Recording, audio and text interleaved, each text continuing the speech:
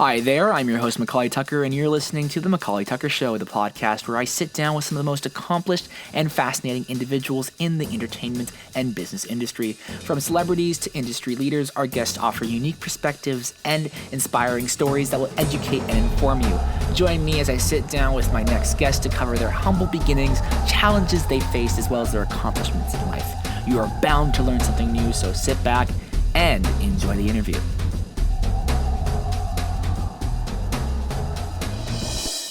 Hey everybody, thank you for listening to this episode of the McAuley Tucker Show. Today we've got a very special guest on the program, Verbal Ace. Verbal Ace is a professional beatboxer and sound guy. He can make a lot of unique sounds with his mouth. He's been on YouTube for many years. He actually has 4 million subscribers. He's gone viral on the internet multiple times. Many celebrities have reposted his stuff, and he's also even performed with Will Smith. I think you'll enjoy this interview a lot, so sit back and enjoy the show. So I feel like just first and foremost, like what got you started in what you're doing now? You do voices, you do all this crazy stuff, kind of just a rundown, like what really got you to where you are today? So what made me get into beatboxing at the very, very beginning, strangely enough, I don't know if you remember the video game console Sega Genesis. Yes. Right before Sega Saturn, I think it had Mortal Kombat on it, Sonic the Hedgehog 2, super popular. And then there was a game on there called Streets of Rage 2, the second one, not the first one, Streets of Rage 2. It was a side-scrolling beat-em-up game. You know, you walk in the street and you got to beat up a whole bunch of people, and then you get to the boss at the end. Well, me and my brother loved that game so much as kids that when our parents said it was time to get done playing video games, I would try to incorporate the sounds I heard from the video game into me playing with my toys. So, I had the, all that sound that you hear in the games, like somebody get hit in the face. That actually became my beatbox snare later on. And I didn't think it was anything special until in high school. I was junior in high school. Everybody was talking, waiting for the bell to ring. The teacher was like, okay, the work's done. So you guys can just chat or whatever. And everybody was talking. And I was talking to my friend, I think his name was Ricky at the time. I was like, yo, man, check this out. And I started breakdancing with my hands on the table. This is out of pure boredom, waiting for the bell to ring. So I just started doing some stuff. And I noticed the whole classroom just kept getting quieter and quieter. But I was so into whatever I was doing randomly. It was a random day, too. I just was so into it that I didn't even notice. And I stopped. And it was like one of those things, like it almost felt like a cartoon. You're like, it's like a double take. You look up and like, oh crap, everybody's looking at me. I'm like, oh great, I'm gonna become a high school freak. But everybody's like, no man, keep going. I was like, okay, this is weird, but I guess I'll keep. I was doing some stuff like that, and after I got done, everybody started clapping. And for me, it was the weirdest thing ever. It's like if you picked your nose and everybody like, yo man, we see people pick their nose, but you do it really good, so we're gonna give you a clap for that. So that's what it felt like. I was like, why is everybody clapping for me? This is weird. And then everybody started talking to everybody in school, saying like, hey, this guy can beatbox or whatever. And I'm like, what are you talking about beatboxing? I'm not beating up boxes. I don't know. I never heard of the term beatboxing before. I thought it was just making sound effects with my mouth or whatever. So like, yeah, everybody at lunch like, hey, come over here and do some sounds for us at lunchtime. And it got to the point where I could never eat my lunch in school because everybody wanted me to go to their table and do some beatboxing. And eventually I started charging people. I was like, all right, you can call me a jukebox. I need a quarter, $1 or something because, I got to eat too.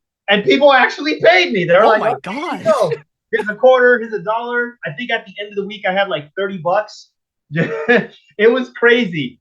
And yeah, so that's how the beatboxing started. As far as it transitioning to YouTube, I started YouTube back in 2006. 4 years after I graduated. Holy crap, I feel old. 4 years after I graduated in 2002. And I just started putting out just some, I don't know if you know who Carrot Top is. Yes. I wanted to be like the Carrot Top type of beatboxer. I would have a whole bunch of props, puppets, giant pencils, and just whatever I can incorporate into my beatboxing as far as visuals. I had a giant record that I would scratch forward and backwards. And I learned that by listening to every computer has a sound recording thing on there.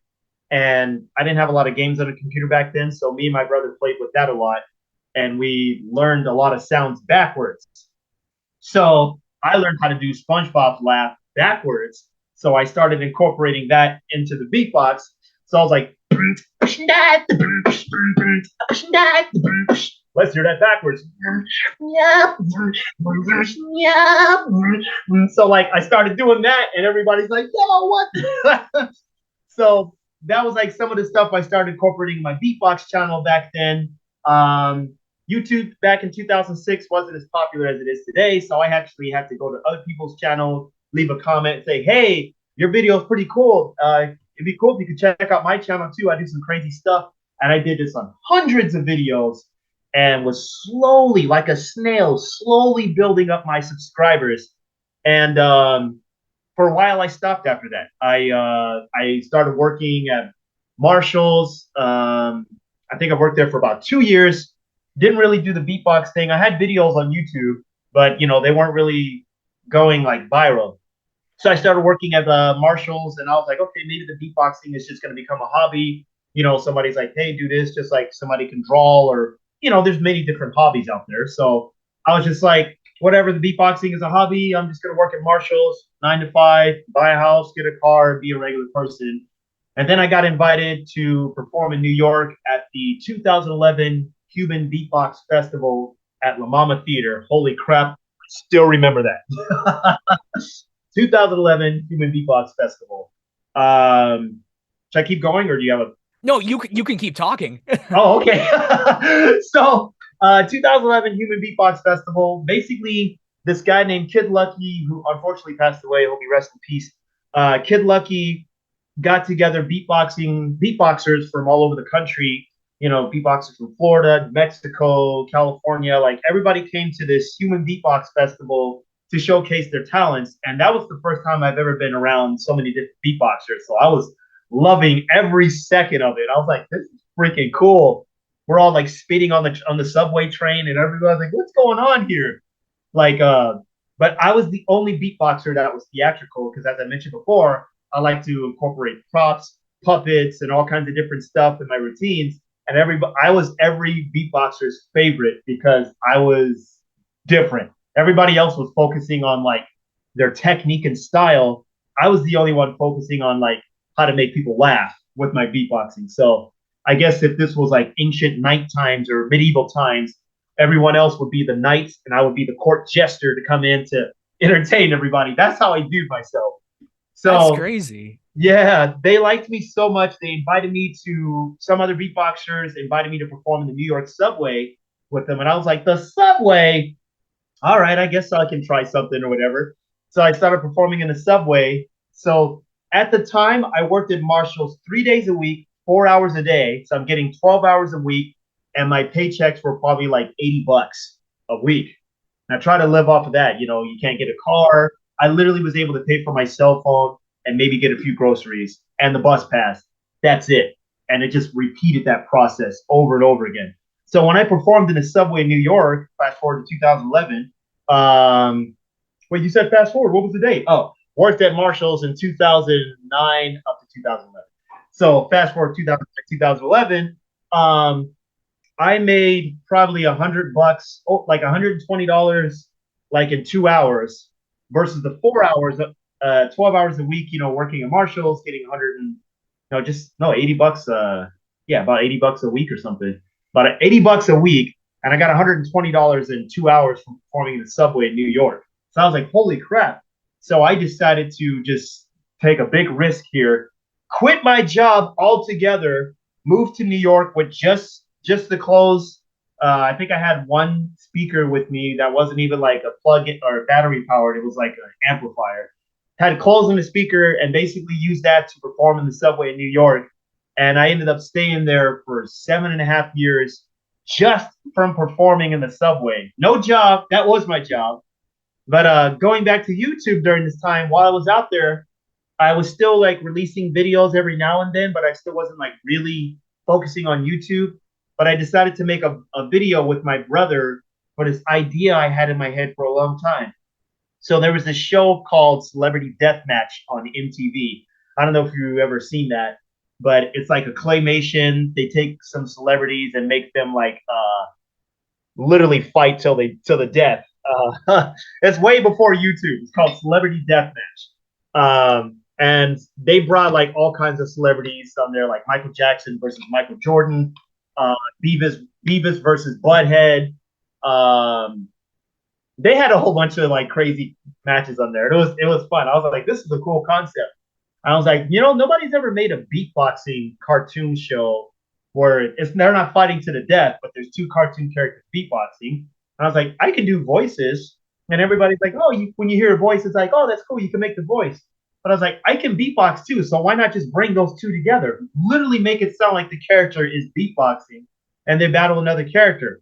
So I went to my brother, he's an animator, but he does it as a hobby now, with the idea of like SpongeBob beatboxing against Mickey Mouse. Why? Because SpongeBob's the main star of Nickelodeon. Mickey Mouse, or SpongeBob is the mascot of Nickelodeon. Mickey Mouse is the mascot of Disney Channel or Disney. So I was like, you know what? I don't even know if people are going to like it. So the characters aren't even going to do a full minute. It's just going to be 40 seconds.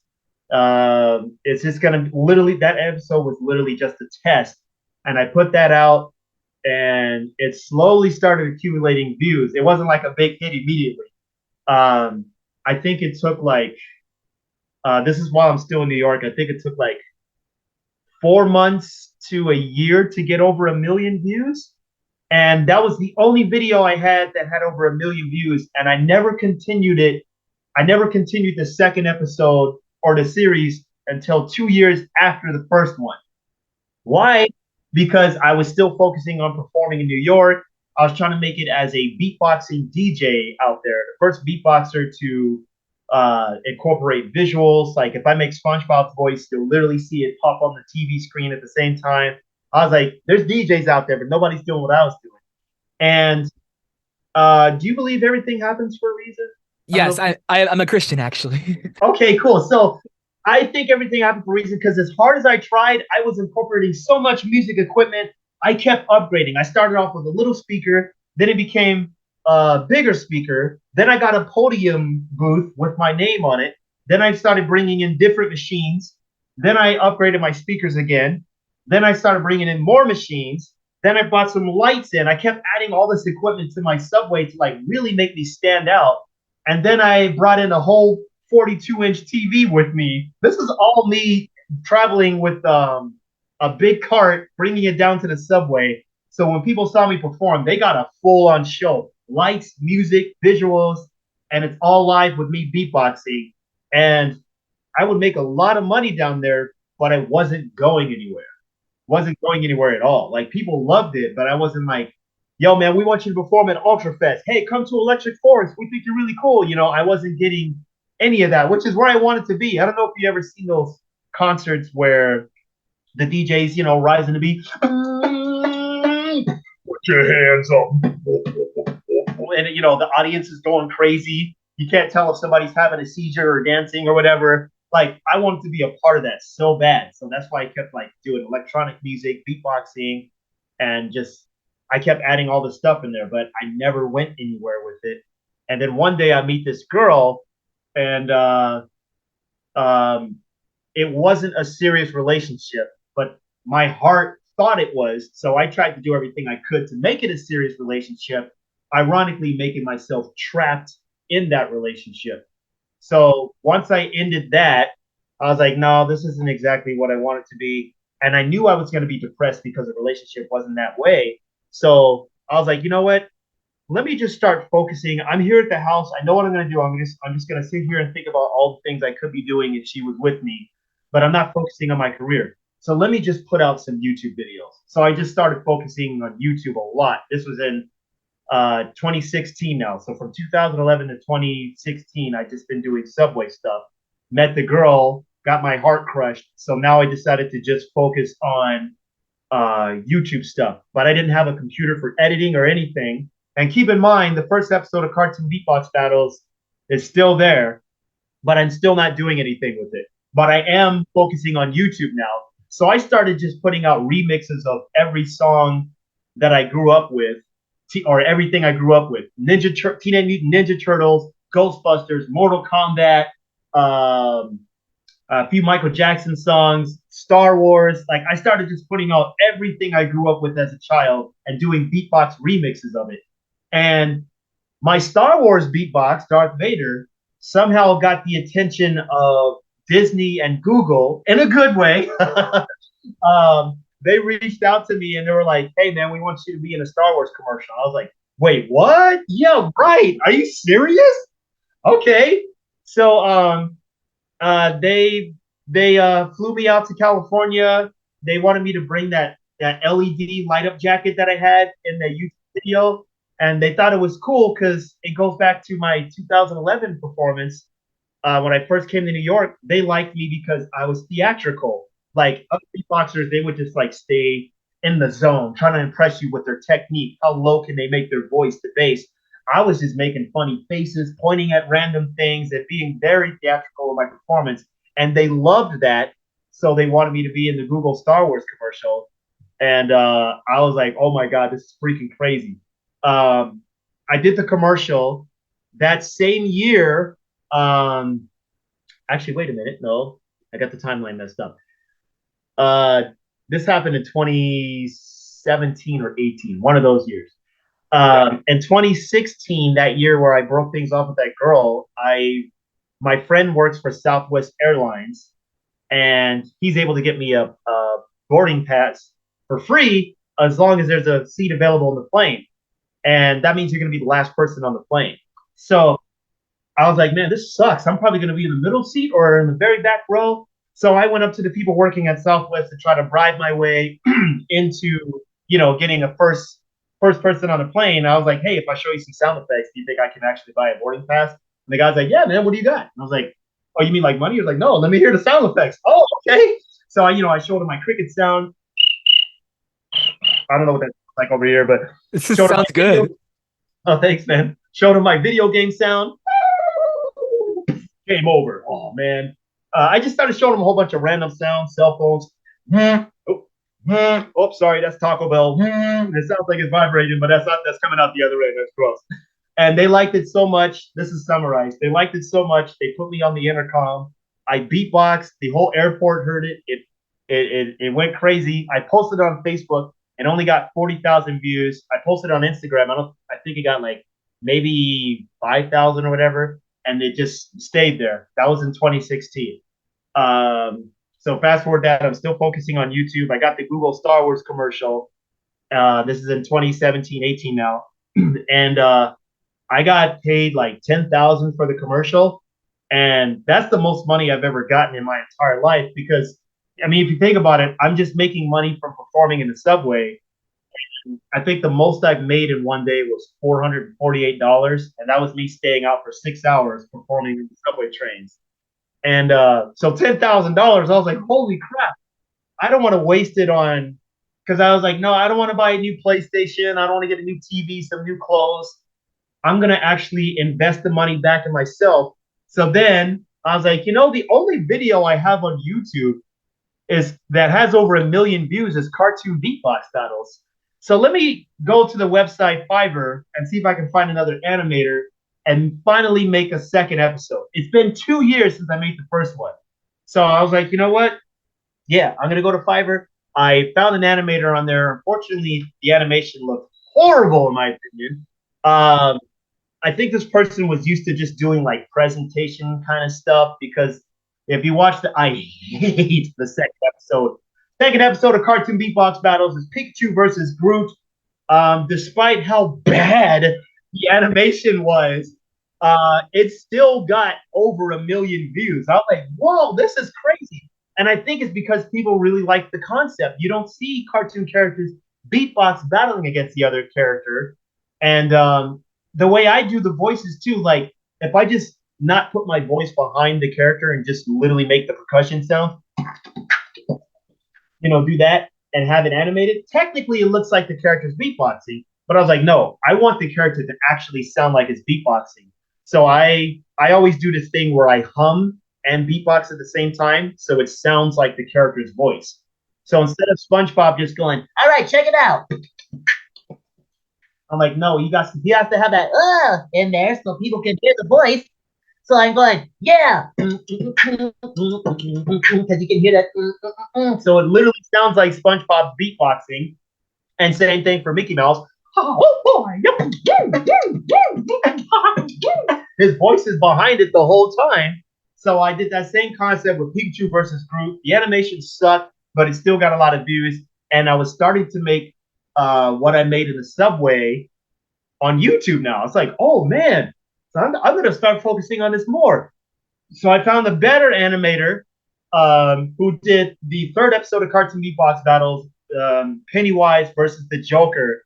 And to this day, that is my most viewed episode of Cartoon Beatbox Battles. It almost has 100 million views. I'm like, holy crap. And then, like, when I posted it, everybody was saying this is the best animation for beatboxing. I mean, I got different animators now, and we're still constantly improving the quality. But that's kind of like the long story. I didn't summarize that at all, but that's the long story transition. Me working at Marshall's, moved to New York, started performing in New York, put out one episode of Cartoon Beatbox Battles, met the girl, didn't work out, started focusing on YouTube videos because it didn't work out, landed the Google Pixel Star Wars commercial, used the money for that commercial to reinvest in Cartoon Beatbox Battles, and it started growing my channel since then. That's really crazy. Yeah, there's a lot to cover there. It's really, I find it really Yeah. fascinating hearing your story. And thank you so much for sharing that. I think your listeners will Yeah. really enjoy that. And kind of going back to when you were younger, you actually played with a lot of toys. I know one of the toys that you played with was kind of one of those, that farmer toy that makes the noises, that, you know, recreates the animal noises. And you talked about how you actually, you wanted to have that toy when you're older. Can you kind of talk about the impact of toys kind of, with your voices? I know you worked at KB Toys for quite a bit. And you worked at KB Toys for a bit. And so that must have been even cooler because you're with the toys. You can kind of do some stuff with that. Can you kind of talk about the significance of kind of like the toys in your journey to where you are today? You know, when I worked at KB Toys, I was actually the assistant manager there, and I would purposely walk around with my keys to jingle the keys to people so people know the manager's coming. They're like, oh crap, the manager's coming. What's going on over here? I'm like, nothing, we're working, sir. I wasn't a meat manager. I just liked doing that. But you know, it's crazy. When I worked at KB Toys, I think I only beatboxed occasionally. I wasn't really influenced by the toys or anything, because I think when I got promoted to be assistant store manager, I had the mindset of like, you know what, I'm probably going to end up being, I didn't know KB Toys was going to go out of business. Right. Again, everything could, happens for a reason. I think if KB Toys didn't go out of business, I would probably be store manager and probably still try to work my way up, because I'm still kind of a big kid. I love collecting toys. I bought a lot of toys there. I think I got some Invader Zim toys, a lot of Nickelodeon toys. I was like, man, this is pretty cool. I'm just going to have it here and just turn my room into like a 90s kid vibe or whatever. But yeah, when I worked at KB Toys, I never really beatboxed that much. But years prior to that, when I was a kid, I would always I would always have a theme song for a particular toy. So like my huge Power Rangers was very, very huge for me when I was a kid. And I don't know if you know about Jason David Frank. Unfortunately, he passed away. Yeah. The original Green Ranger. A lot of people don't know like how much him and I talked. Yeah, you met them at Comic-Con actually. Yeah, we were really good friends. Like we talked on the phone a lot. We sent video and audio messages to each other on Instagram. So it was very hard for me when I found out he passed away, because I dressed up as him when I was a kid. I dressed up as the Green Ranger, and I would always do like my own beatbox theme song, not showing anybody, just keeping it to myself as a kid. I was like, oh no, here comes the Green Ranger.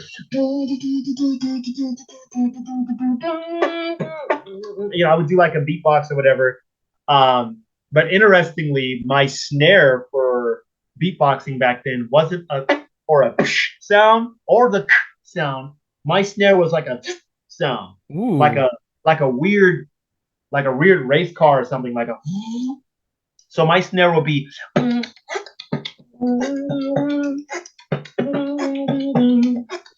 That was my snare, the sound. It was very weird.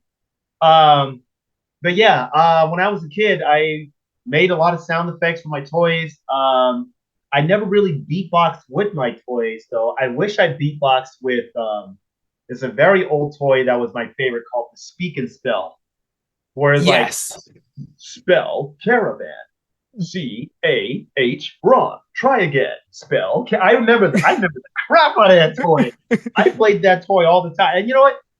Not last year, but the year before that, I actually bought that toy for my brother for Christmas. He's like, "What the hell?" I got him the Speak and Spell toy. I don't know where I found it. I think it was on eBay or something. But you know what? That might be an idea for a future video. Beatbox Speak and Spell. It's red. I don't know if you know what it looks like, but it's like red, and the buttons are yellow, and it literally speaks each letter A, B, C, D. Everything has this voice to it. E, F, G. Like, yeah. So, like, yeah, I got a beatbox. I got to find that thing and do a beatbox with it. Speak and Spell beatbox. Yes. Yeah, that was probably like one of my favorite toys I remember. The Ninja Turtles. As far as like you said that farm toy, I was like trying to remember what. Yeah, when you were a kid, you actually had a farm toy. So it's basically, I believe it was Fisher Price or something, but it's got a little arrow in the middle, and it moves around. Is that the circle thing? Yep. Yeah, and then you pull the string, and then it spins around. It's like, yeah, you had that as a kid. I remember you were saying back in 2016 that you actually wanted, if you had that today, the stuff you could do would be crazy. Oh man, yeah, I remember that toy. Got a beatbox with it or something. Yeah, I gotta keep doing stuff that other beatboxers aren't doing. That's like my goal. Like, why blend in when you can stand out? That is like that's my thing I kept saying to myself for a long time. Why blend in when you can stand out? That's why like Cartoon Beatbox Battles started, because I was like, you know, if you do see beatboxing snippets in cartoons. Adventure Time, you know, they had a little snippet of characters beatboxing in there. I think Finn and Jake, I think was the name of the characters. Right. Yeah, there was a beatbox part in there. In The Simpsons, there's like a small beatbox part in there. Literally, like almost every cartoon, there's a very small part of beatboxing. Even the SpongeBob beatbox very horribly when the episode of the Krusty Krab pizza. Yeah, the like Krusty Krab pizza. Yeah, here's and then, the pizza for you and me. He was like he was trying to beatbox, and I was like, "Come on, SpongeBob, get some rhythm in there, man." And so I was like, you know what? Nobody's ever made a full-on show about beatboxing. That's right. It's really crazy, man. Like, you've done so much, and even kind of going later on, you in high school, you were actually interviewed on TV, and so that was pretty cool. That must be a pretty crazy experience for you as well, being interviewed on TV well in high school. And you grew up listening to classic rock as well. You were into music a lot, and so your father introduced you to classic rock, and you even later on worked on several music. I know there's a song out there that a lot of people might not know, but there's a song called Squidward's Mix that you worked on, as well as a song called Bump. And you did these all back in 2011. You know, there was some music you did called Corrupted, you know, Corrupted Data Realms, all that good stuff. So you were around, you were working on music for quite a while. You found the SoundCloud account. You even opened for some guys like KRS-One and even KRS-One, Method Man, Bone Thugs and Harmony, like all the old school hip hop heads, man. that must have been fun. And like kind of like with that question, like you knew these artists. What was your relationship with and still is your relationship with like music artists out there? Like that, have you worked with any? Have you opened for any? Have you done any stuff with music artists? Yeah, you know what? I'm glad you asked that question, because it kind of brings me back to, because I mentioned the airport thing for a reason. Yeah. So I performed at the airport in 2016, got 40,000 views on Facebook, 5,000 on Instagram, and just stayed there. Now, I've been doing a lot of stuff on YouTube from 2017, well, still today. I've been focusing on YouTube a lot more. Starting in 2016, I started going ham on YouTube, and what happened was, like, I was hold on, brain fart. Okay, hold on. 2016 performing. Okay, airport. Yes. So I started focusing on Instagram a lot more too. Right. And I found this app called Volico, which is really cool, like, to beatbox. And, you know, nobody's done this. Again, I'm trying to like stand out, not blend in.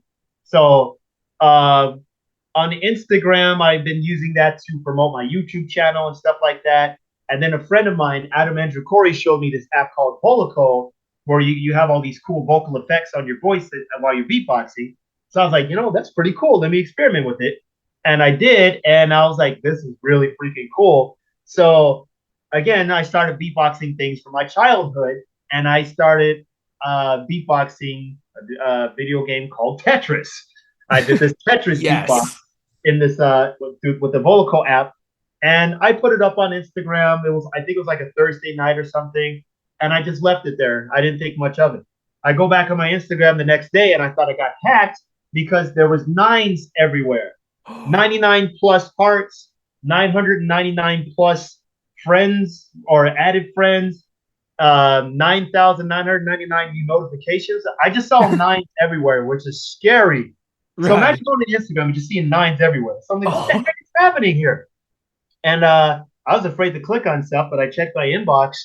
And it was like I had a whole bunch of messages, and I clicked on one. I think this guy's name was Soul something. I forgot.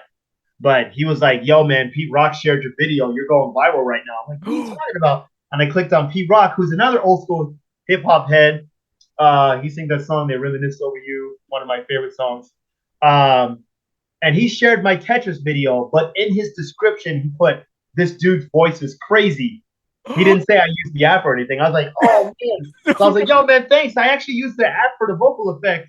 And never got back to me. So the video was still going viral. I was like, oh, man. And Busta Rhymes saw it. He shared it. Oh, Timberlake saw it. He shared it. I was like, yo, what's going on right now? So when Timberland shared it, I knew I'm a Timberland fan, one of the people I grew up with listening to. So I did a Timberland beatbox. Oh my gosh, I can't think of the song right now. But it was that I ain't got no money. I did like a beatbox with that song. And he liked it. He shared it. He's like, yo, shout out to my boy Verbal Ace for doing the song. Justin Timberlake saw it. And I was like, oh, what, Justin Timberlake? So I did a Justin Timberlake beatbox. And that one broke the internet. I don't know if you saw that one. It's the one I was going, yes. Oh my gosh. Yeah, that one was everywhere. People were making memes. I made that for Justin Timberlake, and he liked it, shared it, and he started following me. And so you made it like for him? Like, that's awesome. Yeah, I made that for him, like, because like at the time, like when I found out people were following me, I started doing a beatbox of like one of their popular songs. So I did Timberland, and when I found out Justin Timberlake was following me, I did the Justin Timberlake one. And that started going viral. So since I had all these new followers following me on Instagram, I was like, you know what?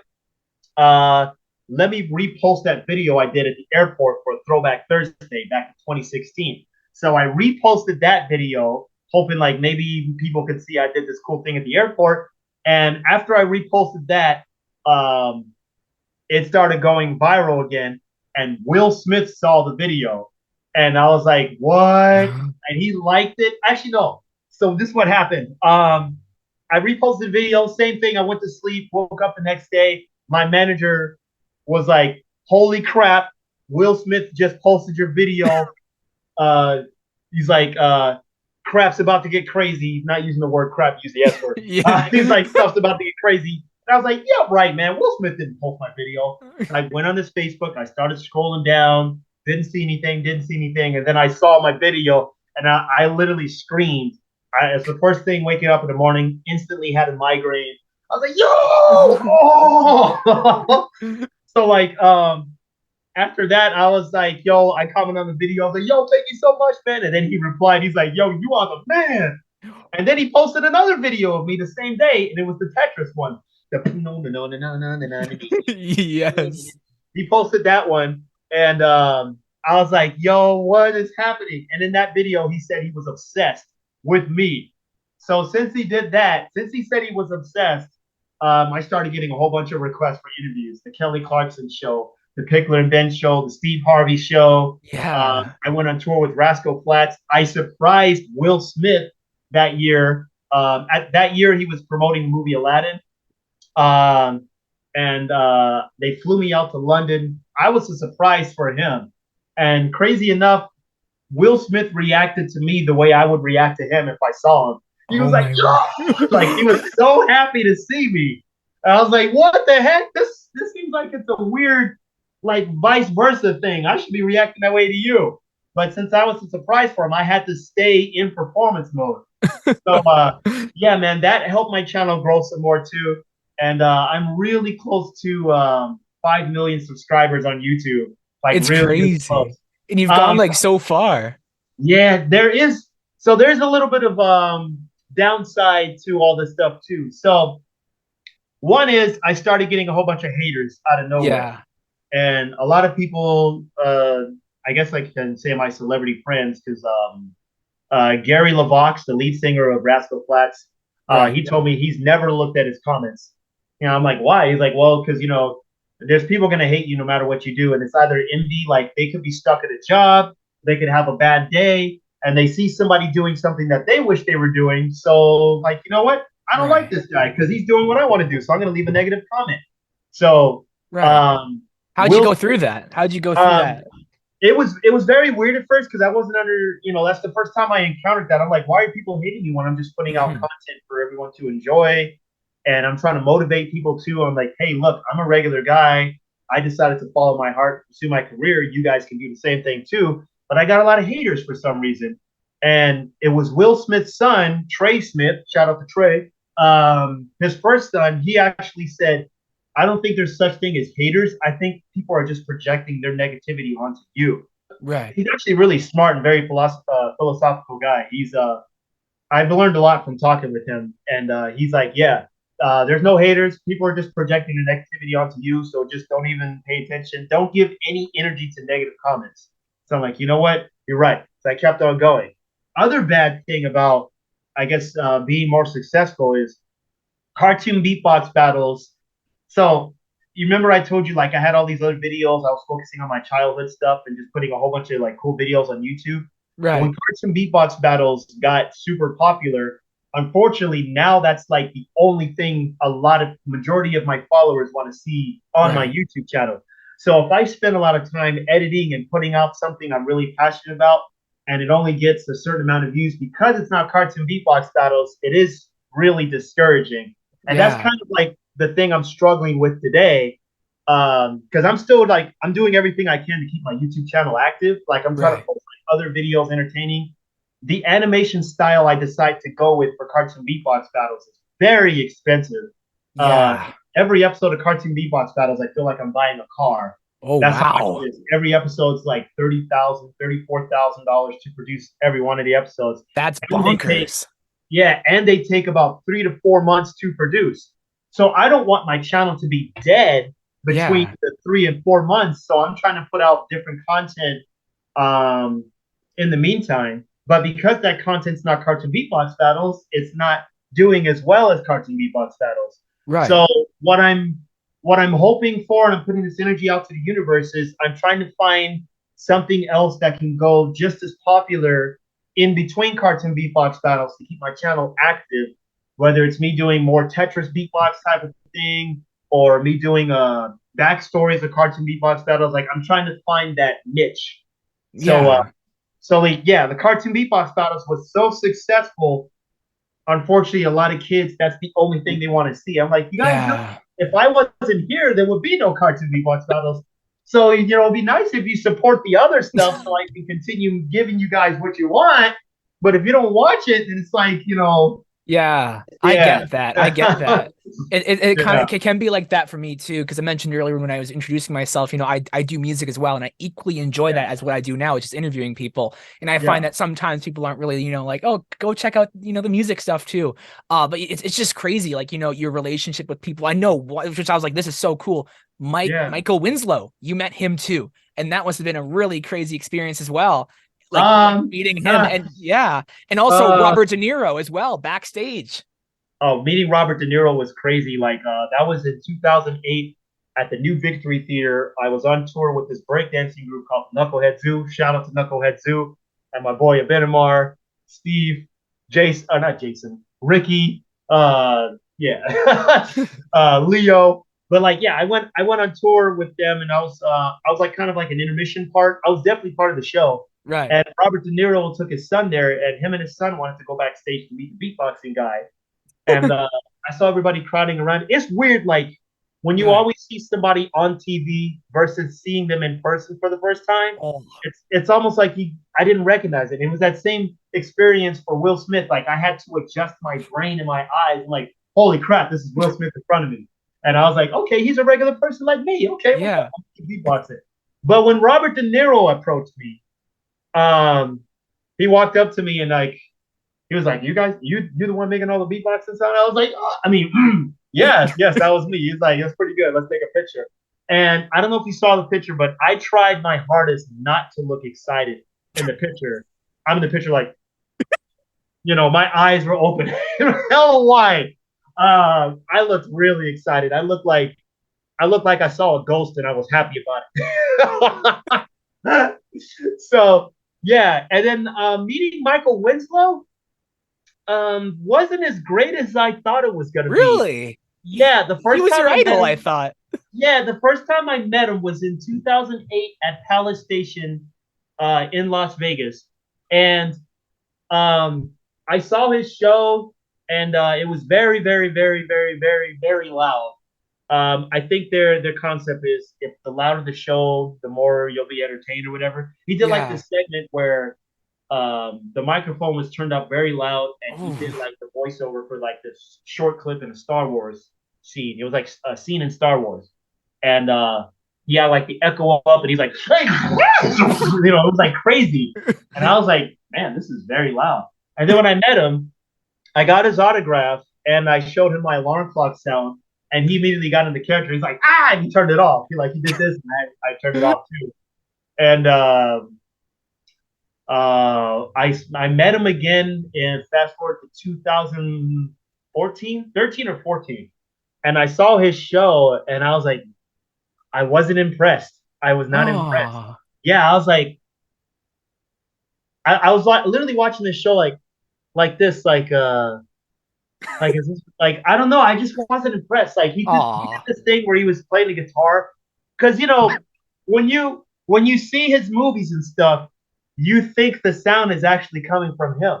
Right. And then I saw like he has like a pedal on the ground, and his pedal it had a whole bunch of like vocal effects on it. Oh. So dang. Yeah. So he's able to make his voice sound like a guitar by pushing his foot on this pedal to get that grunge, lo-fi kind of sound out. Right. So he sounds like a guitar. I was like, oh no. That's what my reaction. I was like, oh no. And like he did this thing with the microphone where he's like, and like it was like a quick thing. Like there was like a monitor speaker there, and he was doing like this, and then he did this. He did like a quick back and forth thing, putting the mic on there and then putting the mic towards the monitor. And I was like, what is that all about? It was like a quick thing. It was like he was pretending to be Jimi Hendrix playing a guitar. Right. And he like doing like a guitar solo with his voice, but then he pointed the mic to the monitor, and I was just like, what is that all about? And like I remember leaving the show, and I was like, man, I'm not that impressed. Yeah. I thought most of the sounds was coming from him with no vocal effect, no pedal or anything. It's kind of like if I did my cricket sound, you'll find out that I actually have a device in the back of my throat that I bring forward every time to do the sound. So like, he still is a great beatboxer, great performer, but I have to say I was a little bit discouraged when I saw the pedal there. It's kind of like, I guess the best way is to describe it is like if you went to go see a magic show, and then since you have a side view, you see how the magician does all his tricks. He's still a great performer, but now that you know how he does all his tricks, you're not that impressed anymore. Right. So I still love Michael Winslow. I still love Spaceballs. As his movie Police Academy. But like once I saw that, I was just like, oh, man. Yeah. It's not authentic. It's not, it's not legitimate in this sense, but it's still good that you were able to, leave this and like, I want to be successful. I want to try to improve and become, better at my skill. And just looking through doing my research, it was just awesome to even see, going back to your time on the subway, you were at one point considered New York's favorite subway performer by an outlet. So that just must have been a crazy experience for you having that. And one thing that I was like, that's so random. You got hired by local Dunkin' Donuts franchise to bring people into the stores. Yeah, man. Crazy. Oh my! I opened 2 stores in New York. From they put me. I would be outside performing, and I would just be help bringing people in. I was like, "Yo, check out the new donuts!" Homer Simpson. I was just doing all kinds of stuff. Christ in a clown. Oh yeah, we got the. I was just doing all kinds of crazy stuff to find a connection with Dunkin' Donuts, and it was nice, man, to perform outside instead of being in the subway. It was really nice. I felt like Batman coming out of the Batcave for the first time. Yeah. And there's been moments, I haven't saved on my phone or on my Instagram. There's been a lot of moments where the cops have stopped me from performing because nobody could walk. I packed out the entire subway station because everybody wanted to stay there, watch the show, party, and have a good time. Oh my God, it was freaking nice. Times Square, I packed it out. 14th Street, Union Square, nobody could walk anymore. And like the cops were like, "Hey man, you got to pause your show for a little bit because nobody could walk through." They didn't tell me to stop. They just said, let the crowd disperse for a little bit. So I waited, and maybe like only 15 people left because I was waiting, but it stayed packed most of the time because everybody wanted to. It's weird. Like, normally when you travel the subway, you want to just commute and get to where you're going. But I made everybody hang out with me. It was so freaking cool, man. And then since we're talking about the subway, I have to talk about an embarrassing moment. In New York, they had this thing called No Pants Day, where people were walking around just in their boxers. Girls were walking around just in their panties. It was crazy, right? So they ended their movement in Union Square where I was performing. I had a huge crowd. I was surrounded by a whole bunch of people and their boxers and their I was like, this is kind of embarrassing, but I'm performing right now. I'm in performance mode. Let's go, Peter. And yeah. So, I was doing my thing. And then at the end of the performance, I was like, yo, hey, I was giving props to the crowd and everything. And then one guy's like, yo, man, take your pants off. I was like, take my pants off. And the entire crowd was like, yeah. The entire crowd was cheering for me, like to take my pants off. And I was like, well, for performing, you can't disappoint the crowd. So here we go. And everybody started screaming, going crazy because I took my pants off. It's weird. It's like, when you get pants, everybody laughs at you, whatever, like the bully thing. Yeah. I pulled my pants down and everybody was cheering. I was so freaking embarrassed, but I was still part of performance mode. So I was like, yeah. I was like, nobody saw this. And everybody started laughing. But yeah, that was the coolest and embarrassing moment I had in New York. It was like No Pants Day. And I believe that clip is still on YouTube. I'm surrounded by, it was nice. I was surrounded by a whole bunch of girls and stuff. Yeah. I'll have to find that. That's crazy. Well, one thing I've always wondered is if you would ever go back and accept the time that you would go to America's Got Talent and actually say yes. That's one of my questions. I was like, I wonder if you would ever say, hey, yeah, I would love to go to America's Got Talent. I know you had that opportunity, and I've done America's Got Talent multiple different times. Yes. First time this was in 2007. The judges was Simon Pierce, Sharon Osbourne, and David Hasselhoff. And Sharon Osbourne was, I wish I had my crazy train routine back then. Because oh my God, that would have impressed all of them. But I was still developing myself in 2007 as a performer. And so I came out, was beatboxing. But because I was literally the last contestant, I was there from 7 a.m. to 2 a.m., 14 hours. And they were just Xing out everybody because they wanted to go home.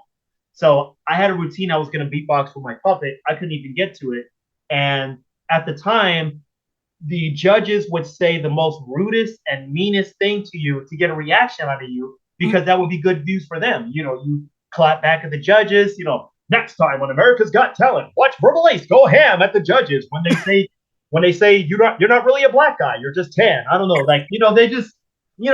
They say all kinds of crazy stuff to you just to get a reaction out of you. So I didn't even get to the puppet. I barely did something with the puppet, and it was like, and I was like, all right, I'm done performing.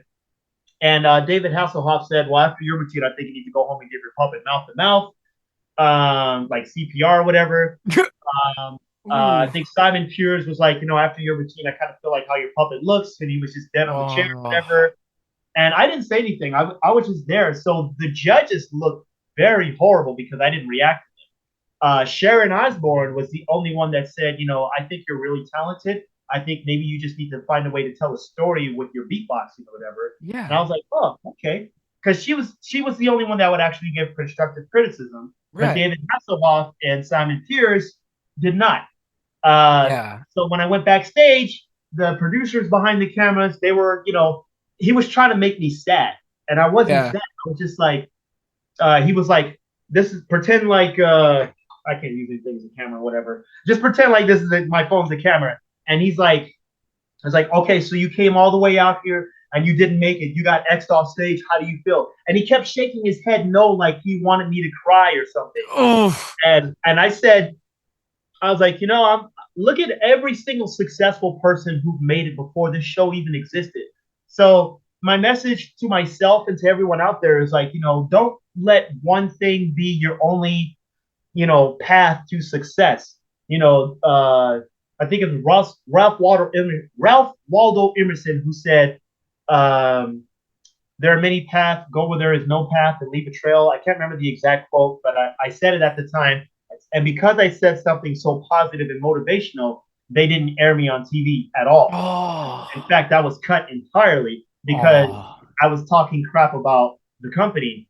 Because think about it. I'm saying I was saying like, hey, people can make it without this show. And they don't want to hear that. They want to hear, no, you only need to go on this show to make it. So they cut me out. And then fast forward to 2013, I think it was, I had a video that went viral of me performing in the subway train, literally inside the train, making everybody laugh. And America's Got Talent reached out to me, and I was like, I really don't want to do it. And they're like, well, why not? Yeah. I told them about my experience in 2007. I said I had to wait really long or whatever. And they're like, they made a promise to me saying, you don't have to wait. We'll make sure you're there, time and everything.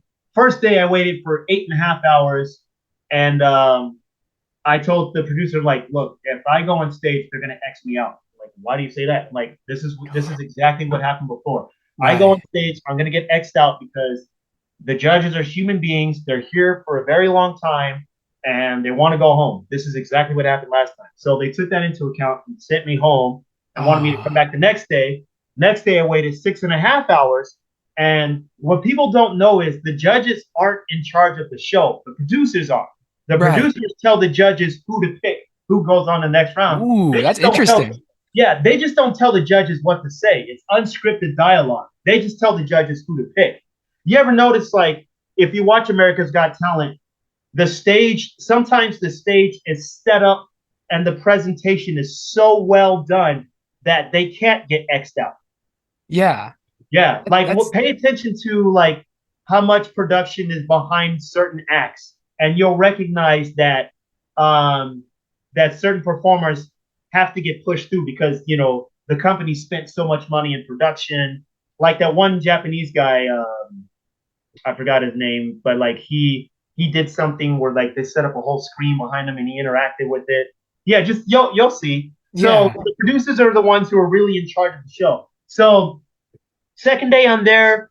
When I finally make it on stage, the judges actually apologized to me for having to wait so long. And that's when it instantly clicked in my head. I'm like, okay, judges aren't in charge, the producers are. Because the producers probably went up to the judges before I came out and like, all right, this guy was here yesterday. This guy was here in 2007. He had a horrible experience. He was here yesterday. We sent him home because we didn't want you guys to, X him out due to, fatigue or whatever. So yeah, we got to put him through. So that's what I immediately put in my head. So I did my thing. I performed. I asked the audience, has anybody seen me before? The entire audience. No, not the entire audience. A majority of the audience cheered because they seen me perform in the subway. Right. I actually got voted through and they said, all right, you're going to Las Vegas. Oh. And it wasn't exciting for me because I lived in Vegas for 14 years. So I'm like, okay, cool, I'm going back to Vegas. So they said I made it. And then 2 weeks later, they called me and said, So the judges picked too many contestants to go to the next round. And in order for the show to run its normal course, we had to cut out a lot of people. And unfortunately, you were one of the few selected to be cut out of the show. But we want you to do something. We want you to do something in Times Square with Nick Cannon. It's just going to be you and him. It's going to be an exclusive thing. This is a lie. So the judge and a lot of my friends said they cut me out of the show because I didn't have a sad sob story. Yeah, I heard that. Yeah. Shows, they're like, yeah, I'm doing this because I want to get off the street. I'm doing this for my grandmother. She has stage 20 cancer and only goes up to stage 4, but she has stage 20. You know, you got to have a sad story. You got to have a sad story. Right. So they said I can do something with Nick Cannon in Times Square. And I believe that video is also on YouTube. Verbal Ace and Nick Cannon. What they didn't tell me, I was going to be in a segment with a whole bunch of other performers in Times Square, and they didn't even list my name. I just looked like some chump off the street with a speaker. So Nick Cannon's the whole segment was like, "Yo, New York is just busting with talent," and they would show like a guy juggling, some guy on a stick. It showed me beatboxing for 3 seconds, then it cut to somebody else.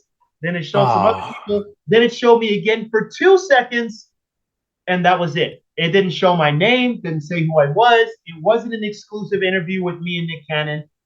My total time on that show was 5 seconds. And that's when I told myself, I am never, ever, ever going to beatbox, audition, or do anything for America's Got Talent again. I'm going to make it without them. That's crazy. Your life is absolutely like, it's just crazy hearing your story. And I kind of like the question I always ask my guests to conclude before I challenge you is what do you want to pass on to the listeners, just that they can apply to their everyday life? Like, you're crazy. Your story is just crazy and it's so interesting. And I think it will definitely help and educate the young people and people listening in general. But what is one thing you kind of want to pass on to the listeners that you think will help them a lot? So the message I would pass on to literally everybody, whether you want to be a YouTuber or have a career in just literally anything, a gamer, Twitch, whatever, you see people like PewDiePie, Jacksepticeye, and, all these big YouTubers, and you might get discouraged and think like, man, I could never make it that. But you got to realize they were all regular people too. Every single celebrity out there too came from nothing. Everybody came from nothing. I came from nothing. Look at me. I worked at Marshall's. So like, you never know your own potential until you really test yourself. And the biggest message I would say for everyone out there is, don't try to fit in with what everyone else is doing. It's because everybody gets this mentality of like, you see a trend of something that works. This example can be purely seen on TikTok. How many videos of TikTok where you see everybody's doing the same concept? Everybody's using the same viral song, the viral video shot that, everybody wants to do the same thing. And too many people are afraid to create their own original thing to stand out. And that's why I love a Goofy movie so much, because there's a song in there by Powerline called Stand Out. I don't know if you know that. Yeah, I know that song. Yeah. Even if I gotta shout out loud. Yeah. Oh man, I love that movie. But yes, don't be afraid to stand out, and don't get discouraged if what you're doing isn't working. You have to be like a scientist, and everything you do has to be an experiment. Look at the results of your experiment. If the results aren't what you like, then change the chemicals, change the experiment. So whether it's YouTube video, you put out a YouTube video, it doesn't work, switch it up and try something else.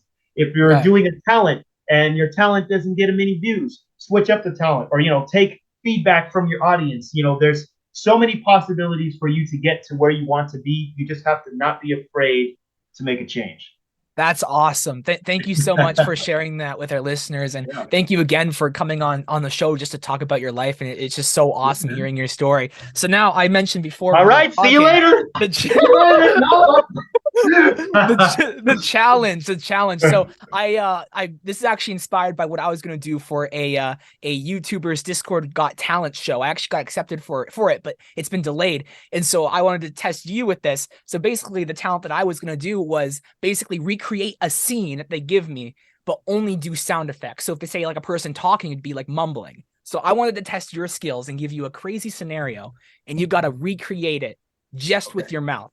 So this is the scenario that I was going to do, and it might be a little bit complicated, but it's a woman at the dentist venting about her recent divorce while she's getting her wisdom teeth removed. And the guy doing the removal of the wisdom teeth is kind of miffed, and she's just rambling on. Okay. And you got to recreate that with only sounds. It's so challenging, but all right, let's see what I got. Let's see what I got here. All right. Lady at the dentist. She's complaining about a recent divorce. She's getting her wisdom teeth removed. The guy's just kind of letting her ramble on. Yeah. And he's doing it. He's getting the wisdom teeth removed while she's rambling too. He's like, all right. Mm-hmm. Oh, mm-hmm. Well, hold on. Okay.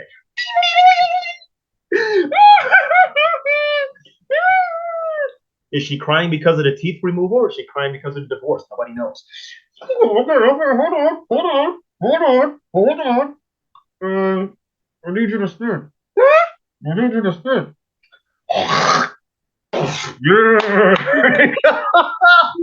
know if you understood that part. Yeah, because I was thinking like audio-wise, I'm like, okay, so if for people listening to the audio, how are they going to visualize it without seeing my face? It's challenging. Because I can act it out, but just to go off of sound effects, how are they going to know? Yeah, it's challenging. Yeah. This is like, whose line is it anyway? I don't know if you've seen that. Yeah, show. yeah. Oh, yeah. I also have a picture with, Wayne Brady's following me too. So that's crazy. Yeah, no, that's awesome. I was just gonna test that out, see what you can do. But yeah, thank you so much for coming on this show. I think I gotta get your contact info. Yeah, no, I'd love to stay in touch, man.